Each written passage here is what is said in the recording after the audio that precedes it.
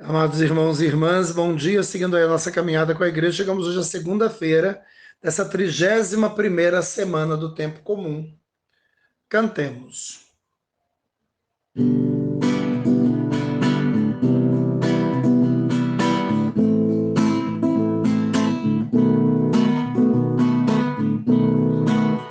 Pra que tanta pressa de chegar a nenhum lugar se não se tem convicção pra acreditar que quem espera vê além? Pra que tanto medo de perder? A gente só perde o que não tem.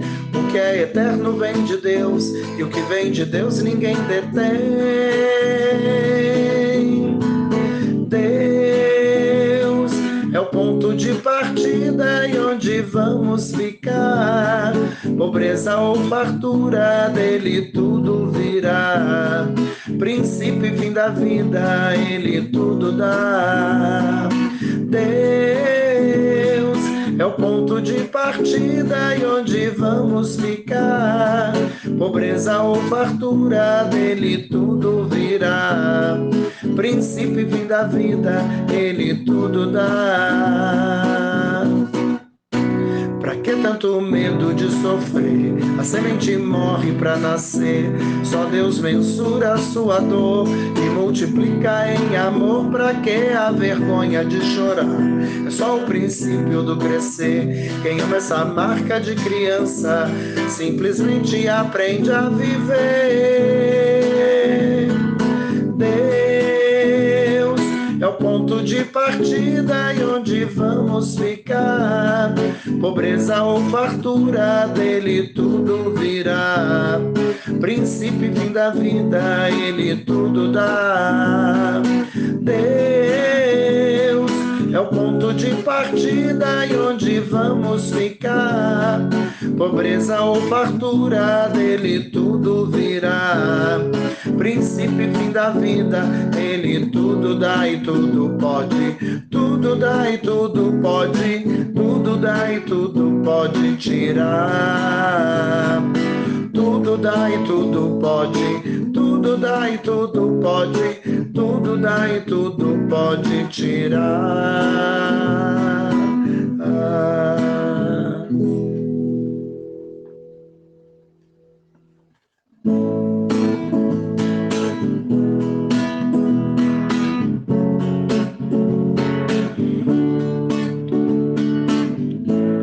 Senhor, eu quero obedecer a tua voz. Derrama o teu espírito sobre todos nós. Senhor, eu quero mergulhar, me comprometer, entrar na intimidade do teu coração. Derrama em nós tua unção, derrama o teu amor aqui, derrama o teu amor aqui. Vai chover sobre nós água viva. Derrama o teu amor aqui, derrama o teu amor aqui. Vai chover sobre nós água viva.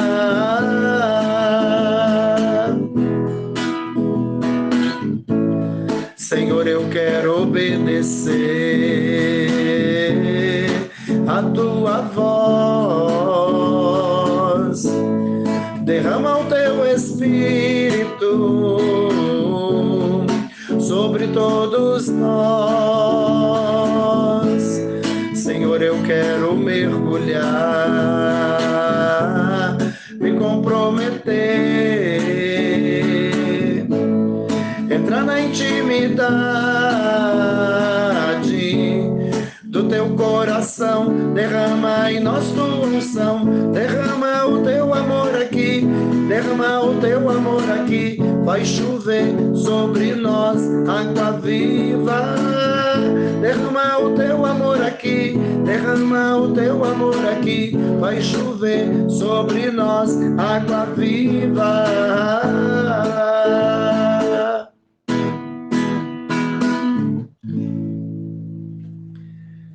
Queridos irmãos e irmãs, com alegria seguimos aí a nossa caminhada com a igreja, chegando hoje à segunda-feira dessa 31ª semana do Tempo Comum, marcada pela celebração do 31º domingo, que no Brasil, ontem, foi marcado com a solenidade de Todos os Santos.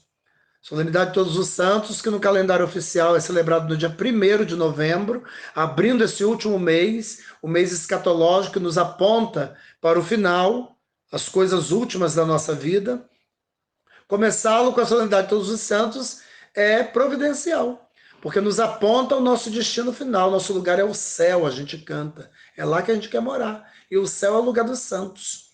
São Paulo fala que nós somos cidadãos do céu com os cidadãos dos santos. Começamos o último mês com a solenidade de Todos os Santos, que por ser muito importante, quando o dia 1º não cai no domingo, o Brasil celebra no domingo seguinte a solenidade. Então, ontem, nós não vivenciamos o 31º domingo, que foi substituído pela solenidade de Todos os Santos, mas eu enviei o áudio com a palavra do 31º domingo, que dá o tom dessa semana, que está tudo a serviço da nossa santidade, né? Mas existe um domingo dando tom para essa semana, e é o 31º. E ontem vimos como que a palavra, essa reta final, continua com cada vez mais força no intuito de tirar as nossas máscaras. Ontem, as autoridades de Israel, tanto no Antigo quanto no Novo Testamento, foram desmascaradas.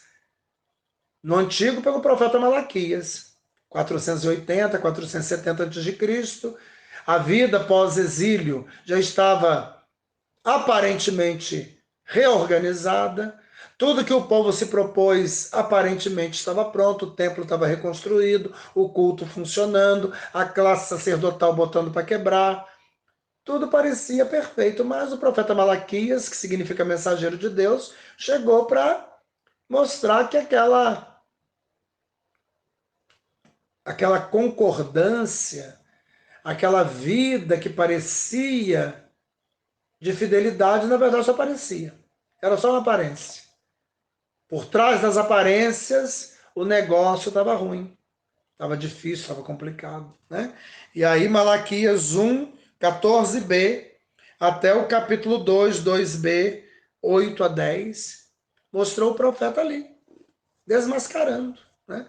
Desmascarando literalmente aquela classe sacerdotal, né? Em nome de Javé, o profeta Malaquias, o mensageiro de Javé, fala. Mostra o senhorio desse Deus, ele que é o rei do universo. Ele que é aquele que deve ser temido por todas as nações. Foi ele que constituiu aquele povo como sua propriedade. Colocou lideranças à frente do povo, mas as lideranças não entenderam que precisa liderar em nome de Deus, do jeito de Deus, para cumprir a vontade de Deus. Mas as lideranças sacerdotes perceberam que eles poderiam usar tudo isso em benefício próprio e desviou o povo da lei. Fez o povo tropeçar na própria lei. Levou o povo para longe daquilo que no início, quando a tribo de Levi foi escolhida, Deus pensou. É por isso que a máscara está sendo arrancada. E essas autoridades passariam, né, de homens observados para homens rechaçados. Se tornariam abjetos, causariam nojo, quando o povo começasse a perceber que a fala era bonita, mas o comportamento era feio. Eles não compreenderam, fizeram de besta, de que só um é Deus, só um é o Pai, todos nós somos irmãos, para vivermos uma vida em sintonia com a vontade do Pai, nos amando e nos servindo mutuamente. É disso que se trata. É por isso que Jesus, no Evangelho ontem, né, de maneira muito clara, capítulo 23, versículos 1 a 12, alertou a sua comunidade, seus discípulos, que estavam sendo formados ali por ele. Cuidado. Os escribas e os fariseus têm autoridade para interpretar a lei de Moisés, adquiriram isso ao longo do tempo. Mas, cuidado, ouçam o que falam, mas não façam o que fazem, porque eles falam e não fazem. E aí dá ruim. Eles exigem dos outros e não fazem. É incoerente. E a incoerência não tem lugar na construção do reino de Deus. A incoerência constrói os reinos do mundo. Cuidado. Não sejam como eles. Eles usam aquilo que foi concedido a eles em benefício próprio. Eles adoram se mostrar destacados dos irmãos para serem aplaudidos, reconhecidos, reverenciados. Chegam nos lugares, nos banquetes, nas sinagogas, querem os primeiros lugares. Eles são autoridades. Isso é coisa do mundo, não é de Deus, não. Quanto a vós, cuidado. Não deixe que ninguém chame vocês de mestres, de doutores, de pai. Porque só há um mestre, um doutor e um pai. Deus. Ponto. Cuidado. Quem se eleva será humilhado. Quem se humilha será elevado. Né? São Paulo aos Tessalonicenses, ontem, segunda leitura, colocou para nós, né? Tessalonicenses, primeira carta, capítulo 2, 7b a 9, depois do versículo 13. Como que ele conseguiu, em tão pouco tempo, formar uma comunidade tão robusta, tão séria, tão forte, testemunha, né? Ouvimos domingo passado, São Paulo falando, nem preciso falar sobre vocês.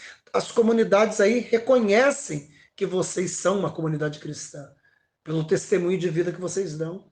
Que bom que a nossa palavra foi acolhida por vocês, disse ontem, né? Não como palavra humana, mas como palavra de Deus que é, e que está produzindo em vocês todos esses efeitos.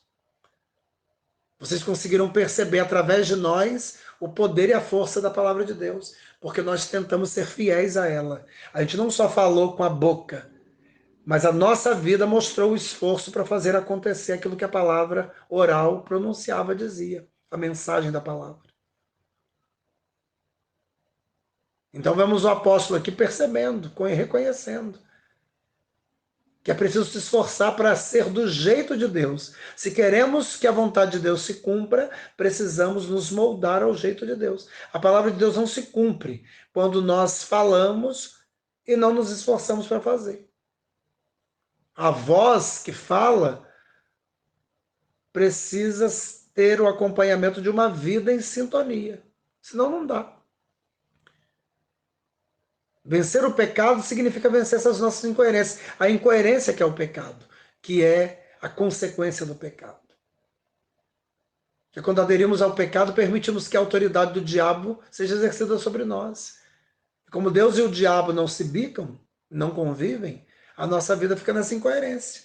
A gente agrada ao mundo e cria uma casca de quem agrada a Deus. Só que a casca passa no mundo, né, gente? Diante de Deus a casca se quebra, se rompe.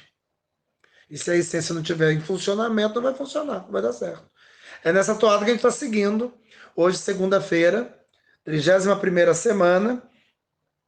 E a leitura de hoje, primeiro o Evangelho, né? Começamos pelo Evangelho de São Lucas, capítulo 14, 12 a 14. Sequência de sábado. Sábado, Jesus foi lá na casa do fariseu, né? Foi convidado, foi lá no banquete, ele ficou assustado. Exatamente porque lá no banquete ele viu aquilo que ontem o Evangelho de Mateus 23 falou. Aquela gente só gosta dos primeiros lugares. Lembra de sábado? Tá vendo como a palavra ela vai conversando uma com a outra? Não tem incoerência na palavra. Um texto completa o outro, reforça o outro. Sábado, São Lucas contou para nós, início do capítulo 14. Jesus foi convidado para um banquete na casa de um fariseu. E chegou lá, ele ficou observando como que as pessoas buscavam os primeiros lugares. Era uma guerra, porque sentar-se no primeiro lugar, à direita daquele que oferece o banquete, né, à esquerda, próximo, revelaria o poder e o prestígio. Aquela gente estava ali tudo em nome de Deus, cada um buscando o seu. Querendo uma ser mais do que a outra. E não entenderam nada. Quem se eleva será humilhado, disse Jesus ontem. E Jesus então chama a atenção deles e fala, cuidado. Quando você for convidado para um banquete, não vai lá no primeiro lugar. Pode ser que aquele que está dando o banquete preparou aquele lugar para outra pessoa. E quando a pessoa chegar, você vai ser obrigado a sair. Ele vai chegar perto de você, amigo, você sentou aí, mas aí não é seu lugar, vai lá. Mas aí a sala já está cheia, você fica até sem lugar. Esse lugar está reservado para aquele. E você sai com a cara no chão, humilhado, arrasado, vai para o último. Fica lá no último, esperando. Aí quando chegar o dono da festa, ele vai falar, amigo, vem mais para frente. Isso vai ser um motivo de orgulho para você. Todo mundo vai perceber que você é amigo do dono da festa. Deixe que o dono te chame. Não vá se mostrando, não. É feio, é deselegante, é deseducado. Às vezes até o mundo não gosta desse exibimento. Quanto mais Deus. Hoje o evangelho é sequência de sábado. Jesus continua. Está lá, falou de não buscar os primeiros lugares, depois ele se dirigiu ao dono da festa. Porque o dono da festa convidou também gente boa, gente rica, gente interessante, que era da roda dele. E Jesus vai falar, ih, você é fariseu, você fala em nome de Deus, você interpreta a lei de Moisés, lembra ontem? Ele tem poder de interpretar. Interpreta o direito. Quando você der um banquete na sua casa, não convide teus amigos, parentes, teus próximos, teus irmãos, teus vizinhos ricos, nada disso. Porque essa gente pode depois fazer na sua casa um outro banquete e te convidar. E aí fica 0-0. É uma troca de favores. Não se constrói o reino de Deus com troca de favores. Troca de favores constrói o reino do mundo. Nas falcatruas, nas baixarias. Eu te dou hoje, amanhã você me dá. E aí eu não falo da sua podridão, nem você fala do meu. A gente fica com o rabo preso um com o outro. Troca de favores, só quem tem rabo preso faz. Reino de Deus, não. Reino de Deus não é troca de favores. O reino de Deus a gente faz porque a gente ama. Lembra domingo retrasado? Qual é o maior mandamento? O amor. O amor serviço, o amor doação, o amor perdão. Vai. É exemplo de Deus que em Jesus se entregou por amor para salvar, sem receber nada em troca. O crente é assim. O fariseu não está sendo assim. Aquele banquete estava cheio de gente, como ele. É por isso que lá naquele banquete era uma guerra para ver quem sentava no primeiro lugar. Porque todo mundo ali é importante. Um quer ser mais importante que o outro. E aí Jesus vai falar, quando você der um banquete, se você quer dar esse banquete em nome de Deus, convide quem não pode te retribuir. E Deus, no final, vai dar a retribuição. Forte, né? Diz Jesus hoje no Evangelho de Lucas. Naquele tempo, disse Jesus ao chefe dos fariseus que o tinha convidado. Né? Então, sábado, esse é o Evangelho de hoje, sequência de sábado. Ele falou para todo mundo ali na festa, estava buscando os primeiros lugares. Hoje ele fala direto para o fariseu que o convidou. Jesus tem palavra para todo mundo. Não só esculhamba de um lado, não. Esculhamba de todo lado quando está tudo esculhambado. Então Jesus se dirigiu ao chefe dos fariseus que o tinha convidado e disse, quando tu deres um almoço ou um jantar, não convides teus amigos, nem teus irmãos, nem teus parentes, nem teus vizinhos ricos. Por quê? Pois estes poderiam também convidar-te. Isso já seria a tua recompensa. Troca de favores, quando você recebe o favor de volta, já recebeu sua recompensa. E se é o mundo que te dá a recompensa, você não precisa de recompensa de Deus. Pelo contrário, quando deres uma festa, convida os pobres, os aleijados, os coxos e os cegos. Então tu serás feliz. E o evangelho é milimetricamente colocado, né? Ele coloca 4 categorias dos convidados dos fariseus, né? Amigos, irmãos, parentes, vizinhos ricos. Ele diz que é para trocar essa gente pelos pobres, aleijados, coxos e cegos. Saem 4 e entra 4. Então tu serás feliz. Por quê? Porque eles não te podem retribuir. Tu receberás a recompensa na ressurreição dos justos. Qual recompensa você quer? O seu trabalho na comunidade busca qual recompensa? O reconhecimento do padre? Para te elogiar? Larga de ser baba-ovo. Baba-ovo não vai longe, não. Termina bem no cemitério, literalmente. Para de buscar o que o mundo te dá. Faça a sua opção. De verdade. Fica mascarado, não. Seja aquilo que você quer ser. De verdade. Nesse sentido, a primeira leitura da carta de Paulo aos Romanos, que nos acompanha na primeira leitura de algumas semanas, hoje capítulo 11, 29 a 36, continua a palavra de sexta e sábado, quando São Paulo começou a mostrar o seu sentimento de dor, de tristeza, porque o povo que Deus escolheu, o povo do qual ele descende, o povo judeu, né? Os hebreus que se tornaram judeus depois do exílio, povo que Deus escolheu, fez aliança, os patriarcas pertencem a esse povo, não reconheceram Jesus como Messias.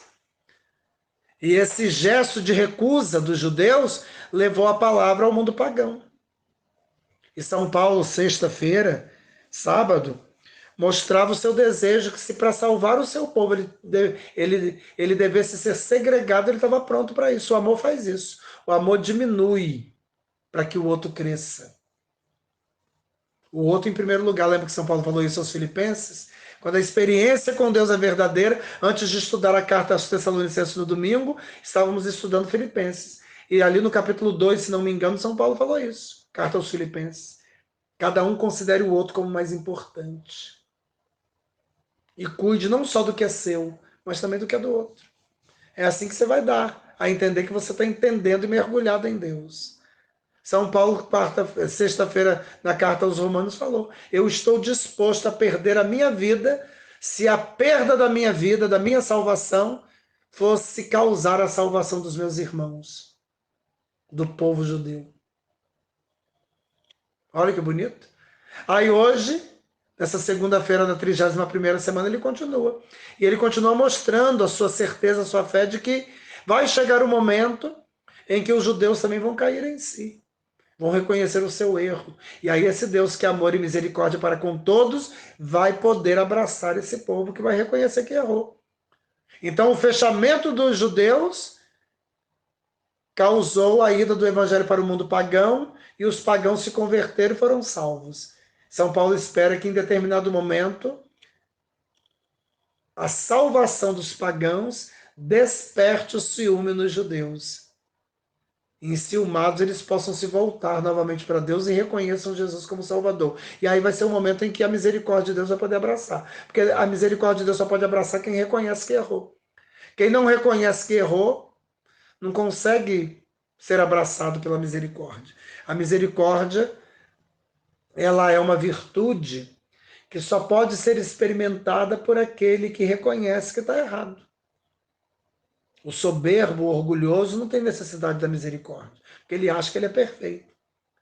Os fariseus da época de Jesus, alguns ou a maioria eram assim. Por isso não aceitaram Jesus. E Jesus desmascarou a todos. Mas mesmo assim eles se firmaram ali na convicção errada deles. Então São Paulo tem essa esperança e mostra isso hoje. Ele fala: irmãos, os dons e a vocação de Deus são irrevogáveis, ninguém muda. Eu sempre falo aqui, onde Deus risca, ninguém rabisca. O ditado popular. A imagem e semelhança de Deus está em você, em mim, por mais que nós façamos coisas contrárias. Não importa por onde a gente ande, não importa o que a gente faça, a marca de Deus ninguém apaga. Aonde Deus colocou o dedo, a sua marca vai ficar para sempre. Então, dons e vocação de Deus são irrevogáveis. Outrora, vós fostes desobedientes a Deus. Ele está escrevendo para a comunidade pagã de Roma, recém-convertida. Mas agora alcançaste misericórdia. Vocês reconheceram, voltaram. Em consequência da desobediência deles. Eles não aceitaram, né, os judeus. E nós saímos de Jerusalém e levamos a palavra para fora das fronteiras. Assim são eles agora os desobedientes. Agora a coisa virou, né, o vento virou. Para que, em consequência da misericórdia usada convosco, alcancem finalmente misericórdia. Olha o jogo de palavras que ele faz, né? O fechamento deles nos trouxe a vocês. E agora a aceitação de vocês vai nos levar de volta a eles. E eles vão reconhecer. Com efeito, Deus encerrou todos os homens na desobediência, judeus e pagãos, a fim de exercer misericórdia para com todos, para que todos reconheçam que Ele é o Senhor. Ó a profundidade da riqueza, da sabedoria e da ciência de Deus. Aí ele começa aqui uma oração, um louvor, né? Mostrando a grandeza desse Deus, que às vezes a gente não compreende.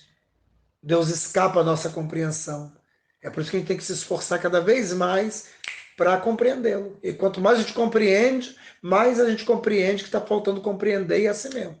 Tem uma máxima na teologia que diz: de Deus, quanto mais sabemos, mas sabemos que não sabemos.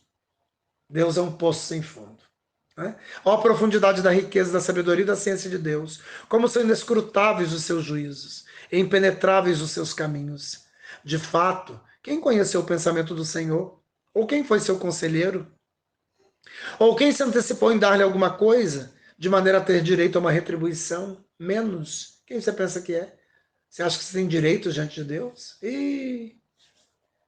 Vai aprender, vai mergulhar nele, vai experimentá-lo. Na verdade, tudo é dele, por ele e para ele. A ele a glória para sempre. Amém. Romanos 11, 29 a 36, respondido pelo Salmo 68. Respondei-me, ó Senhor, pelo vosso imenso amor. Pobre de mim, sou infeliz e sofredor. Que vosso auxílio me levante, Senhor Deus. Cantando eu louvarei o vosso nome e agradecido exultarei de alegria. Humildes, vede isso e alegrai-vos, o vosso coração reviverá. Se procurardes o Senhor continuamente, pois nosso Deus atende à prece dos seus pobres e não despreza o clamor de seus cativos. Sim, Deus virá e salvará Jerusalém, reconstruindo as cidades de Judá, onde os pobres morarão sendo seus donos. A descendência de seus servos há de herdá-las, e os que amam o santo nome do Senhor dentro dela fixarão sua morada. Com o Salmo 68, a gente encerra a reflexão dessa segunda-feira da 31ª semana comum, pedindo a Deus que nos ajude. Continue nos ajudando, derramando sobre nós o seu Espírito, que esse Espírito nos dê sabedoria, discernimento, força, coragem, para compreender quem é Deus, o que Ele espera de nós, e a gente consiga colocar em prática aquilo que é a sua vontade sobre cada um. Que Deus nos ajude, assim seja.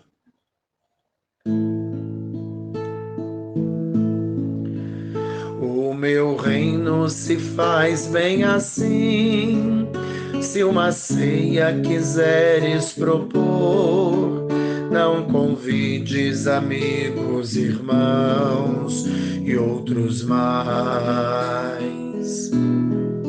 Sai à rua à procura de quem não puder recompensa te dar, que o teu gesto lembrado será por Deus. Sim, Senhor, nossas mãos vão plantar o teu reino, o teu pão vai nos dar, teu vigor, tua paz.